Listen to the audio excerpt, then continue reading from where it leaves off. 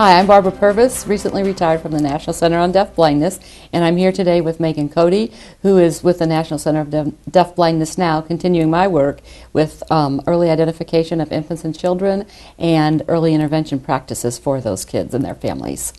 Hi, Megan. Hi, Barb. Thanks for having me today. I'm so glad you're here in lots of ways. I wanted to talk about some of the things that we've been talking about, and I wonder if you have some examples that you could share with me and share with our audience about the importance of consistency and consistent communication among team members when they're working to plan intervention and instructional activities for young children. Sure.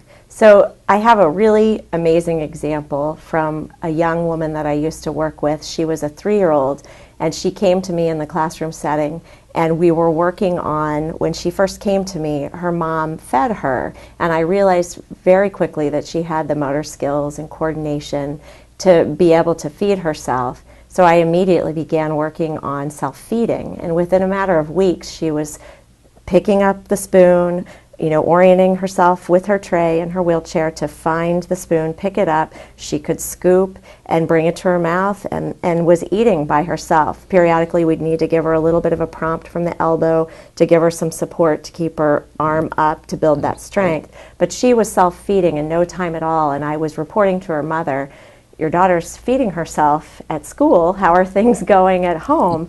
And she didn't believe me. So I said, "Come on to school and let's watch this routine. But when you come, I don't want her to see that you're there." So I had her come and stand in the corner of the room and positioned her daughter where her daughter couldn't see that her mom was in the room.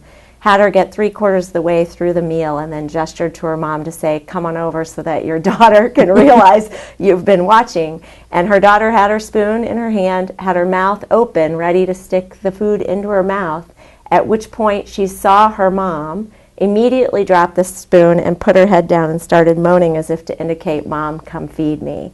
And so it was a real aha moment for her mom that she could trust me, that really her daughter was feeding herself at school, but that she was underestimating what her daughter could do at home.